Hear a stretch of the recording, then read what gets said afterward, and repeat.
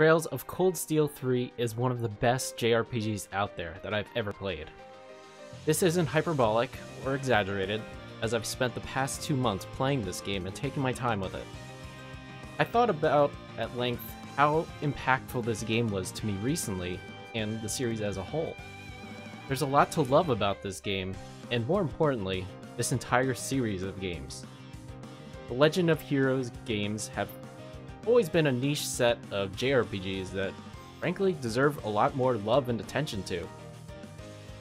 Yet despite this, there remains a very dedicated and passionate fanbase, even though other JRPG series like Final Fantasy or now Persona take the spotlight as the premier poster games of the genre. Cold Steel 3 is like the name says. It's the third game in this particular arc of the overall series, with one more game to tie this particular story up. It follows Rean Schwarzer over the year after the conclusion of the second game and the Erebonian Civil War. He has become famously known as the Ashen Chevalier and is a war hero. With the end of the Civil War, he gets a job request to be a teacher at a brand new military campus of the Academy Thors. He must train a new generation of students while his previous friends and classmates have gone on to pursue their own paths in life. Without spoiling too much of the story, this is the gist of it. What I loved most about the stories in this series was how often it would subvert your expectations and take different turns than what you may have been predicting. I never found myself bored while listening and reading characters explain things as it ties into events later on. You constantly feel like the underdog who has to overcome much stronger opponents, while also feeling the character growth of who you're with. The game, for better or worse, sets up a number of plots alongside the main story of this particular game. I always get nervous when games do this, as usually something suffers in terms of writing or consistency in the lore when the writers are trying to juggle too many storylines. In this case, I found the constant juggling act of stories to work, and they don't overwhelm you all at once. They deliberately introduce new aspects of the story at a pace that shouldn't confuse players at their own pace. I found myself always excited to keep playing through the story and see what happens next, to which I give the massive praise to the writers of these games for keeping things interesting and consistent. If you're the kind of player that skips through dialogue, then this game is not for you. With the tradition of JRPG games, this is a long game, easily reaching over 80 hours, if you do some side content like bonding events, which are ways to get to know characters around you. If you can have the patience to go through all this story, then you will be rewarded for it. Graphically, it's about on par with the other Cold Steel games. I played this particular arc on the PlayStation Vita, so playing this on the PlayStation 4, I didn't notice a huge improvement on the visuals. Personally, I'm fine with this, as the focus for these games has always been the story and characters. Gameplay is your turn-based combat from what you'd expect from this genre. You take turns based on how much speed your characters have, and you can change the turn order through abilities, or you can delay turns. Every character gets what are called crafts and S-crafts, which use a separate meter you build over time. S-crafts are your ultimate moves, and that happens when you reach halfway on your meter, or you can save it to 100% to increase its power. Special enemies also have these ultimate moves, so be careful when facing these enemies, as they have the potential to wipe your entire party if you're not careful.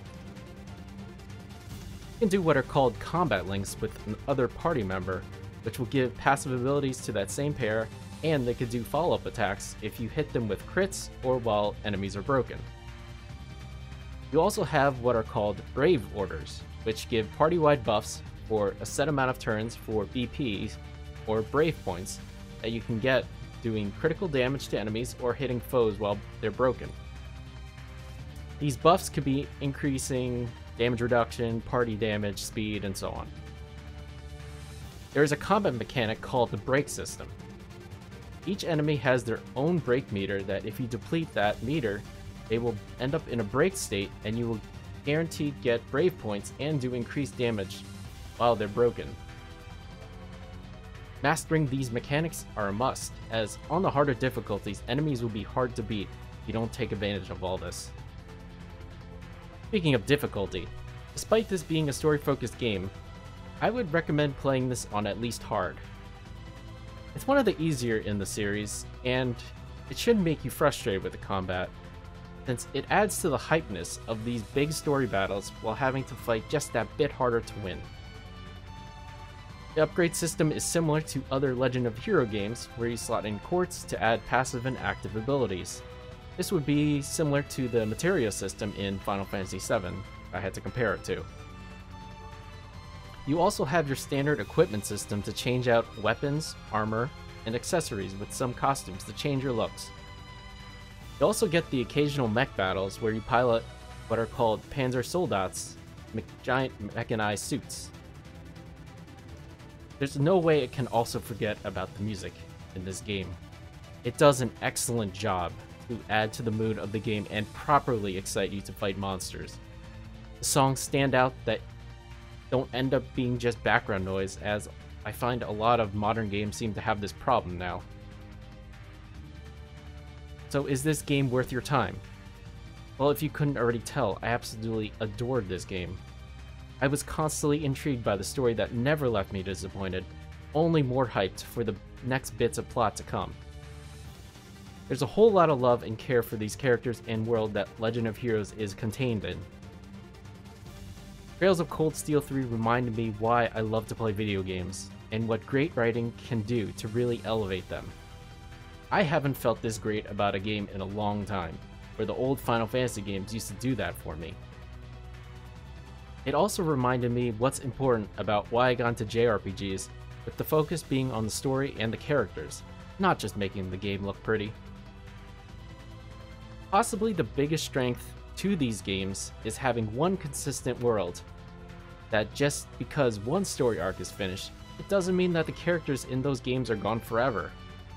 They can show up anywhere, and all these game events have impact on the world that these game creators created. Can you play this game without a prior knowledge of the Legend of Hero games? Yes, you can, but I highly don't recommend it, for the reason I just said above. It's a consistent world.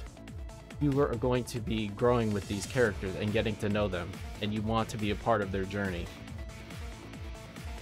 Characters will mostly explain what had happened previously, but there's a much stronger connection if you started from all the way back to Legend of Heroes Trails in the Sky. Going from there, it's the Crossbell games, which are Trails to Zero and Trails to Azura, and then finally the Cold Steel games as of right now, as they all take place in chronological order when they were released. That isn't to say that this game doesn't have flaws. Combat isn't the most demanding as it could be. The break system can be abused, so you basically can have infinite turns and make this game much easier. Like I said before, different plot lines they add.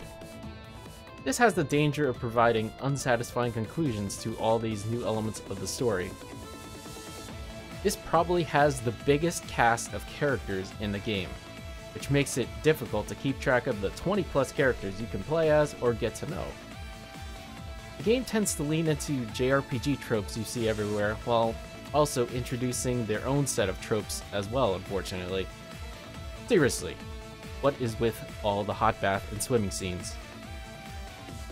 This will all depend on how Trails of Cold Steel 4 ties everything up for this particular story arc, but as it stands, Legend of Heroes Cold Steel 3 is an excellent game with a great story and set of characters.